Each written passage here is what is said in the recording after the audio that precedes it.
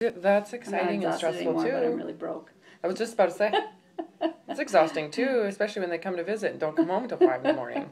Yeah. And then you're like, this is why you leave when you flee the nest. You don't flee the nest and come back every night. You know what I mean? Or when you do, the rules that you had before still apply. Totally. And then they're like, what? I can't have boys sleep over? No, No, you have a 17-year-old little cool. brother, you know. Yeah, it was totally gross. I don't care if your friend is gay. He's not sleeping over. Yeah, that's hilarious. Oh, I look forward to that. So you have been dieting, I can see, since you were a teenager. Yeah. Can you tell me when your identity, when your weight became a huge focal point of your identity? Meaning it was something you had to think about. You had to focus on. You had to be aware of it. And you felt bad about it. So it became something that was a big focus in your overall life. Because I'll tell you right now, you don't diet as much as you've dieted from this history, which I know you haven't put everything on here. Mm-hmm. Just the main ones. Mm-hmm. Without having an identity associated to your weight, your body image, and then subsequently your relationship with food. Mm-hmm. It's almost like you have this side marriage going on with your body, actually. It's not with food, but there's also the food that's the glue. Yeah. You know, it's like the drug. Yeah, when did you notice that? My senior year of high school, I got elected to be in the pageant at school, and I thought, I weigh 150 pounds. How can they vote me to be in a pageant? Yeah, I mean, I was just like... You were still focused on weight, though. When did your weight become a big issue? Did they weigh you in your ninth grade, I weighed 130, and I didn't like that. That's when I first remember thinking, I don't like this number. Okay, there's something that comes before that. Okay. Because how do you know that the number is something to be used and judged? I think it was just your weight. I was Does in your dance mom line have and we talked about my mom up and down. Okay, so she talked about her weight. Yeah, and she went on different diets. And, yep, so it was a concern. So she taught you it should be a concern. Probably. You'd be aware of it, and you said you were a dancer. I was on drill team or dance line. Whatever. And they talked about you have to have No, they didn't. They never said that. But just us girls talking. Yep. Like, how much do you weigh? How much? You know. And then someone weighs less and they're upset about it, and you're like, well, I weigh more than that. Maybe I should be upset about it. Yeah. And then I found out some of the girls were upset that they were wearing like a size 5. And in my mind, I'm like, God, in 6th grade, I couldn't wear girl clothes anymore. Yeah. And I went right to a 7. So, and it's like, how come I never was in a 5? You know, you're just comparing. Yep. So the image of distaste for your weight and size started because someone else told you they didn't like their weight and size, which had nothing to do with your body and your body's anatomical correct. So their criticism of their body, of which they could, right now, if they were here, they go, we were crazy. Yeah. Right? You used their parameter of 110 pounds or 112 or a size 5 as what was truthful to you. Going back, would you take it serious? That moment, if you could go back, because you'd go, why would you even compare your body to someone else's? Anatomically, you're totally different, and you should be weighing different to match your body's anatomical correct, and they are having issues. And now if you believe them, right, because you believe what they say is truthful or legitimate, now you have the same disorder. Right. And you still have it. So when you look at... since the moment you said, I don't like my size, my weight, there's something wrong with my body, it does become something you have to be aware of. Now, when it starts, it's not like trauma awareness. It's developed over time. So when you were going to the pageant, you were 150 and you didn't like that weight. You thought, that's not good enough. I can't get up on stage and Do you remember what you looked like? You probably looked totally healthy and normal. I probably did. I probably had a little more weight on my tummy than I would have liked compared to the girls with the really flat, but but you're. I would get back then. You're saying that, but right now, if you were given a chance to go back to that body, would you say that to yourself? No. I know, because you think my it's goal weight insane is to even say that. So it's insane to even say that because it's like your body was what it was supposed to be, and if you try to change it, what makes you think that you're that awesome? Like you're God. Yeah. You know what I mean? Mm-hmm. Really think about that concept of, I don't like it, I can judge it, I can tell it what it should look like. Mm-hmm. You're setting yourself up for Right. what type of disorder? Body Eating. or whatever that is. Yeah. Because now you're going to start manipulating your food, right? Right. So it's not necessarily an eating disorder. It's a body image disorder that is a byproduct of low self-esteem. Mm-hmm. Because you need to find something to make you feel better about yourself. Mm-hmm. So it's actually very easy to break this down. Okay. Very simple, and you still live in the same crazy thinking. As if you're how old?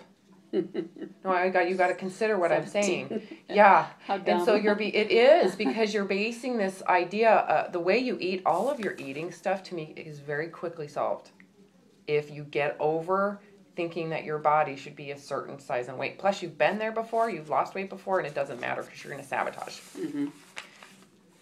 The sabotage comes from the identity of being fat and the unawareness of who you are if you don't have a weight problem. Mm-hmm. So if you start to lose weight, you're not sure what you're going to do with yourself if you don't obsess on food and binging. What other things I have to deal with? Or something. You just have to you'd have to have a hobby. Yeah. You'd actually have to go back to being like that 17-year-old girl and redirect your way your brain works. Mm-hmm. And that can feel vulnerable. And plus, there's all sorts of other stuff that go into it. Like if you've developed this relationship with food because of the body image disorder, you may get your body better, but you're still like the relationship you have with food. So then you'll say, you know what, let's just eat it. Let's just go back because you know what, I can always lose the weight again. Mm-hmm. So you're justifying this dysfunctional relationship with food because you can diet. Mm-hmm. So now you're using a diet as an abusive way to get rid of the ramifications and consequences of the gluttonous behavior you're having with food. Mm-hmm. And it never really fixes the damages. Because now you have your risk for diabetes is like right there. Mm-hmm. Heart attacks, menopause is made way worse when you have all those hormones. Mm-hmm. You know what I'm saying? So now, can a diet fix all that? Can a diet fix anything that... No. Does it really fix the low self-worth or self-esteem? Or the sense makes of... it worse. It's like, here I am again. What the hell is wrong with me? Yeah, and your brain and your body doesn't care the motive. When you consciously become aware that you're going to deprive yourself, the brain says, sweet, let's get as much food as we can in. Mm-hmm. Yeah. So the impulse you created by thinking, I'm going to go on a diet.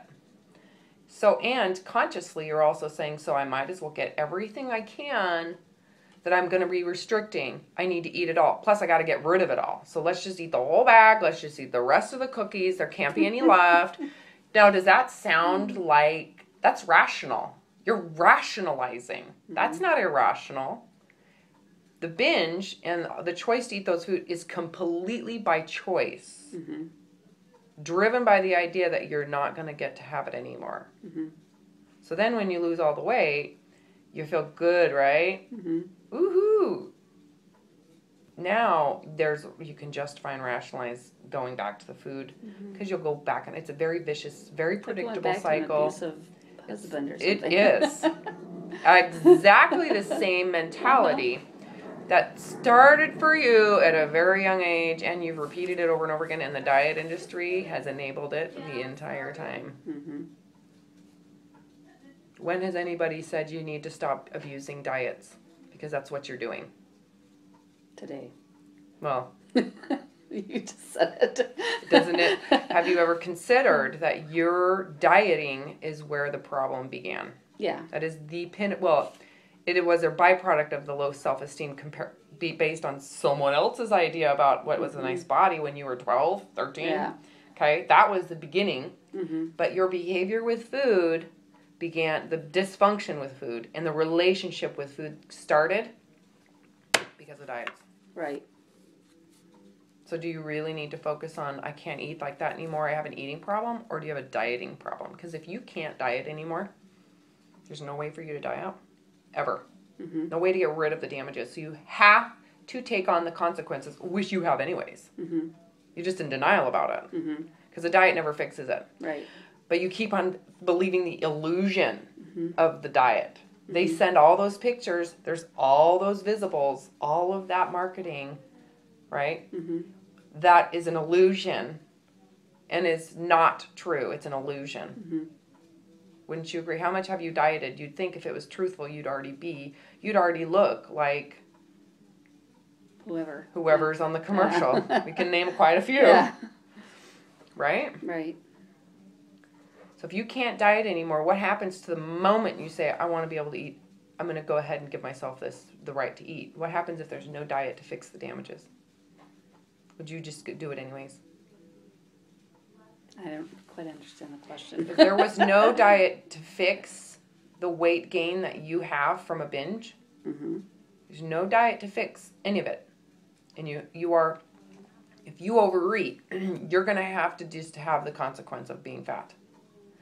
The moment you have an impulse to eat for whatever reason, for fun, for entertainment, for boredom, whatever it is, would you still do it if there was no diet to fix the damages? I hope not. Well, no, you really need to think about that. I guess I'd like to say no. Well, don't tell me what you think I need to hear. I need you to think about it, like, realistically. I mean, I didn't... no way to fix the outcome. Would you continue No. over... Okay, thank you. It's not that hard, is it? Once you put your head there, you're like, no. Now, see how quick you got to that? Yeah. See how abrupt that was? How positive and how confident you were in saying no. Okay, so what's the problem with when you look at all your eating behavior? I already know what the problem is. You are going to diet. So all of your behavior, as quickly as you said no, that's how quick this would change for you if you stop dieting. What do you think would happen to your body if you stop dieting and you stop overeating because you're going to diet? What happens? It would level off. It would do its own thing. Like it's supposed It to. would fix itself. Right. If you step out of the driver's seat, which you have done a miserable, crappy job, if you get out of the driver's seat and let your body heal, it will heal itself, and you don't have a weight problem. You have a weight consequence. I see. I have a diet problem. You do. Okay. And I would have to say that almost everybody does. They would never eat the way they do if there was no way to fix the consequence or hide it. The illusion of hiding it. Right. You buy into the illusion, and has it ever worked? Really? Has it ever worked? No, because every time you know your body can lose. You know it.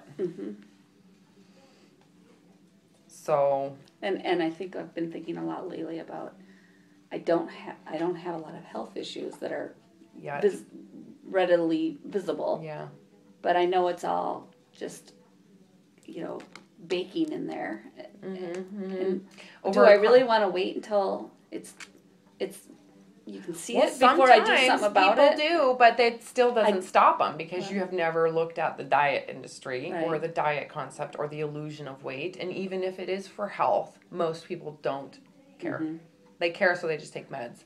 Yeah, I don't want to do that. So, well, and if that's true, you've got to compare your desire to not take medication to the desire it's going to take for you to stop right before you go overeat. And what is it going to take for you to hold yourself to it? The whole concept of I will never diet again, it works if you actually buy into it. Because your head will get the impulse to overeat because you've trained it to. Okay? It's associating food with stress, food with excitement. The brain has memorized all of these emotions and its association to food. Food with guilt, and you're going to have the impulse more often than you really want. And so you're going to have to slap your hand from dieting. That's really it. Retrain myself. You can't diet. You have to decide there's no... if I'm never going to diet again. So if I truly eat this, I'm going to have the consequence. Do I want the consequence of eating this? Yeah. Yes no. or no? It's, do I want to be fat? And if the answer is yes, well, the reason is because you think you can diet. So the one message I'm feeling from this paper is that there's a lot of fear of yourself without fat. I think this has become a huge part of your identity. And most people that get this feeling with, it's because it's something that is yours. It's yours and no one else can touch it. It's like having an affair. And no one can touch this affair. It doesn't matter what anybody says or does. It does not matter what anybody else's opinion is. This affair with your food, because you hate your body, there's something you're getting out of it. And I have a feeling that it is identity. There's an identity that you feel comfortable with. That it gives you an excuse. It gives you something to say, you know what? Having the weight on some level gives you some autonomy, some separation. And I don't know when that started for you. I'm pretty sure it didn't start at 16. Maybe it did, but it started at some point. I don't know if I'm even accurate. Well, what it feels like to me is I feel like my life is on a really good track right now. I have a great relationship with my husband. We've got our finances under control. I'm doing really well at work. And it's like, what, you know. You still have this relationship. I have this thing over here. And you got to wonder, when did it start? It's like, well, I think it's not in conjunction with how I see my life. No, because you're in a totally different place to where, does it matter even if you lose weight? I want you to really put yourself into this question like you did with the previous question. Really put yourself there. If you were to stay the same weight the rest of your life, but get freedom from feeling bad about it, freedom from the dieting, the binging, complete freedom to where you can eat anything you want and there's no guilt or shame. And you can have it any time, so there's no need to hoard it and binge on it, right? Living in full abundance with food, okay? Because that's the outcome if you decide you're okay with your weight right now. You know that, right? Okay. Would you be happy if you could just be done with this body image disorder and the dieting disorder that's a consequence? No, because there's some other consequences I have going on. Get over that. No, I'm not kidding. Get over the physical, because the physical is not a problem. It will never motivate you, and it never really has. So you need to get over the physical consequence. That is, don't even go there, because I will put you down. Don't do it. Because you don't give a shit about your body when it comes down to dieting and eating too much. You don't even care. So don't go there. Okay. That's a total distraction and an enabler for you to even think that that's motivation, because it's not. You've been hurting your body for decades, mutilating it, and you all of a sudden care? Well, that's an illusion you've bought into, okay? No, there's truth to the fact that anatomically, if your soul was removed, your body needs to heal. But don't be blaming your body. Don't even be looking at it and saying it needs to fix its health now. You need to take 100% responsibility and fix your head and your identity. The body will heal itself. That's not even an issue. We don't even need to talk about it, because it will fix itself if you just get out of the way. Okay. The problem is you keep on believing the illusion that you need to lose weight, that you need to restrict your food. Food is bad for you. Then you feel like you're deprived, and then you overeat, blah, blah, blah. It's just a stupid cycle you keep on repeating over and over again, and you wonder why you're fat. Okay? Yep. So if I were to say, I'm going to repeat it again, you need to listen and remove this whole idea that you need to have it for health, because that's a bunch of baggage. Okay. If I could give you freedom from obsessing about food, obsessing about weight, feeling bad about it, or even thinking that it's a bad thing, how would that feel? Wonderful. Okay, that's our goal. It isn't weight loss. Okay. Because that is very profound and very motivating. Okay. Losing weight is not profound. Okay. It is shallow. And when do you actually admit it to yourself? It never works. Ever. Losing weight from the beginning of when you didn't have to lose weight never worked. If we can get you to do it with this view, you are going to be there now, immediately. And you'll stop doing this stuff with your body, and it would naturally lose weight. Yep. All the protocol does is make it go faster. That's it. That's it. It's not going to fix you. You're going to have to fix yourself. And if you keep on thinking that by losing weight, your life will be better, that's a freaking crazy thing. You're still delusional. You're 16 in your head and believe a lie. Okay. You know what I mean? You're not 16. You could look at it as a business person. Why? It's like, how many times have you filed bankruptcy with your body? How many times? Mm-hmm. And you keep on doing the same thing? Mm-hmm. What are you doing? Think about it. Mm-hmm. Well, what I was talking about was this thing that has started right here. It doesn't even matter. It's a byproduct. Okay. Don't even go there. I mean, Okay, do I really need to go into the hormonal ramifications alone of where your body's at? Don't try to convince me of what I already know. Okay. That isn't the problem. Okay. That is a consequence. Yes, that's the consequence. And we're not doing this to get rid of the consequences. Okay. We're doing this to fix where the problem is. Which is me. Correct. Buying It's into the diet body image problem that you have. You have an image with the body, and it's so false and fake. And you think you're God, and you're really not. Don't tell your body what it needs to be looking like. It will heal itself, and you're going to accept whatever it gives you. Okay. Which is what you should have done to start with. Mm-hmm. It's just really about humility. Get over yourself. You're not that good at telling the body what it needs to look like. Obviously not. I know. Seriously, when do you look at it actually in the mirror and go, holy crap, my body has done everything I've been forced and inflicted so much damage, and this is how my body keeps me alive. It is protecting you with the fat. Mm-hmm. So what that thing right there, it's the consequence of what your body has to do to keep you alive under the environment you inflict on it. Okay? Okay. Did I verbalize that in a way that you went, oh, okay. Yeah. Sometimes I have a hard time with words, but I got to get you to see it so that you go, oh, I shouldn't even mention that.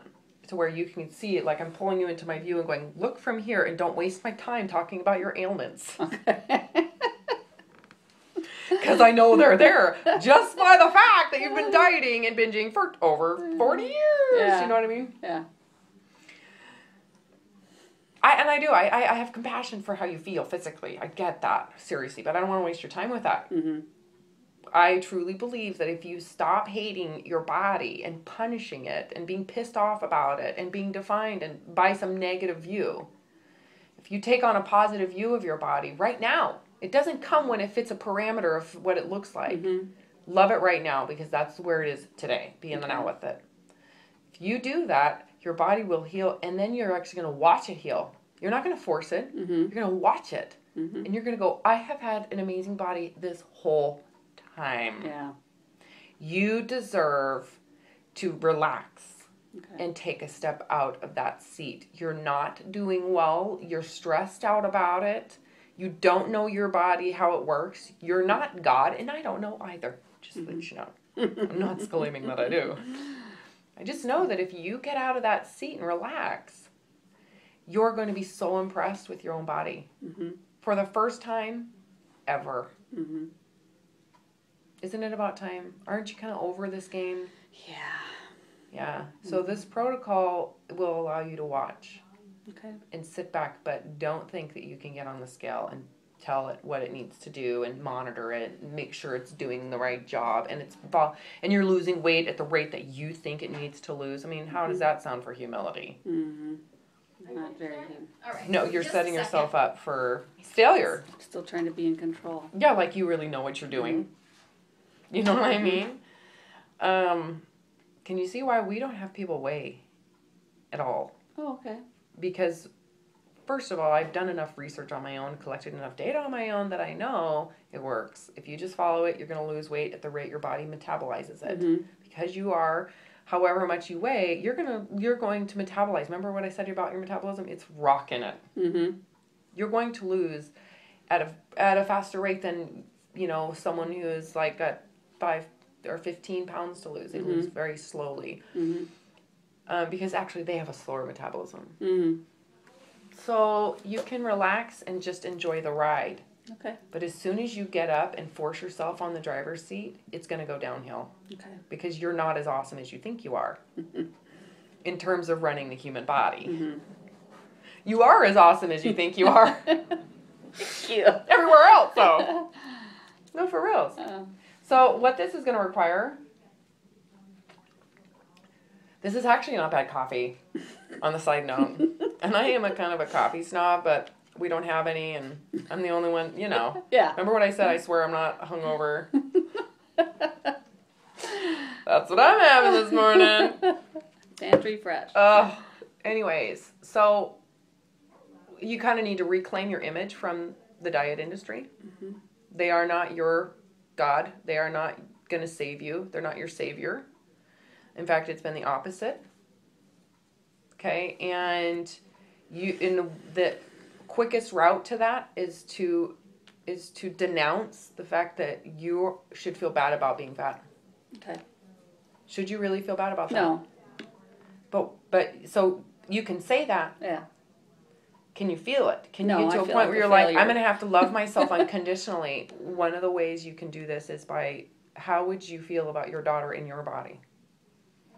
How would you want her to feel about herself? That's kind of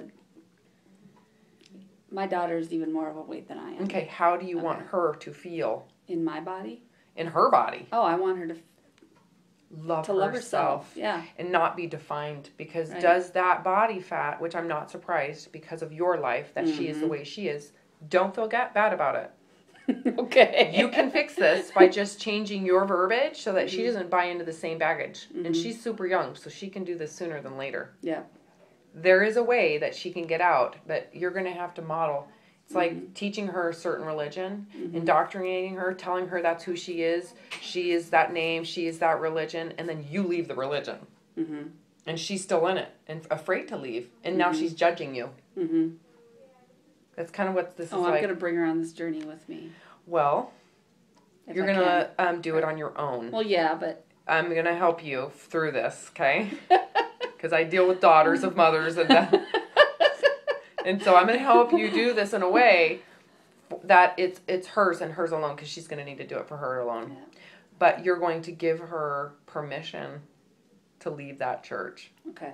And you're going to say, whether you're in it or not, I love you regardless. I Yeah. still love you, because you do not want her to think that your love is less because she is fat. Oh, no. Because it's not. Mm-mm. Why is that? What are you seeing in her? What is it that you see in your daughter that makes you go right past? I know I'm about to cry myself. There is something so amazing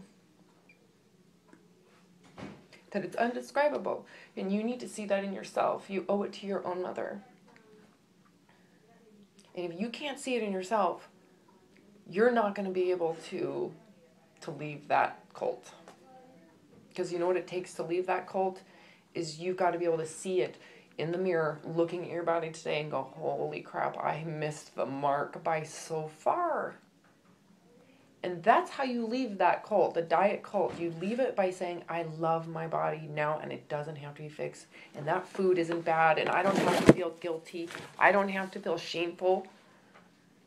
I don't believe what you're teaching, and the illusion is fake. And that doesn't happen when you lose the weight. Who's that? Yeah. Am I making sense for you? But that is one way to do it. When you look at your own children and you go, oh my gosh, you know, because you see something amazing and it actually makes you feel like like as a mother, because I have 3 of my own, I have 2 girls, that if they believe that illusion, it's almost like Mama Bear comes out. Mm-hmm. Like, don't believe it. It is an illusion. It's like threatening to the soul, isn't it? If you knew how your daughter felt about her body, it would take you to your grave. Because it's pretty close to how you feel about yours. It's pretty defining. Yeah. It's defining. It is almost as if it's like a plague, an emotional plague, which causes the behavior. And she's got PCOS. Oh, well, see, She's worried about not being able to have kids. Yeah.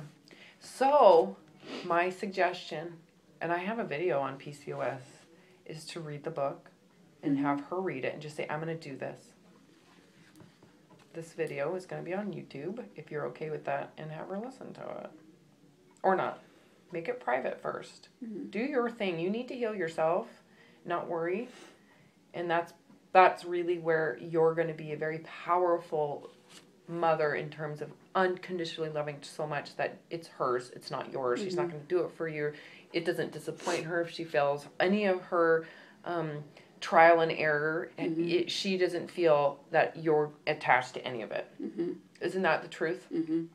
You don't want her associated. That's why I said, she's not going to do this with you. Please don't do that. Okay. Because you don't want her to ever feel judged No. if she doesn't do it perfectly. Does that make sense? Mhm. So, I'm going to turn this video off. Do you have any questions? Do you have a picture now of what our goal is here? It's that freedom from feeling bad about yourself, freedom from judging the body and hating it, and then freedom from using food or abusing food because of a diet. Yep.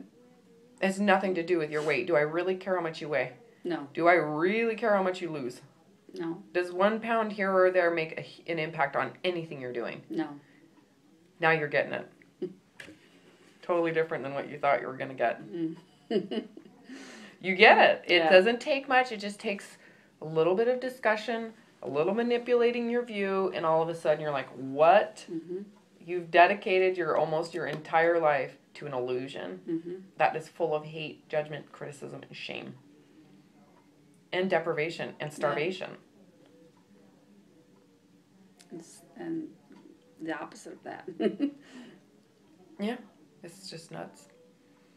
So, all right, well, we're going to have you practice for a couple weeks. Read the book. Yep.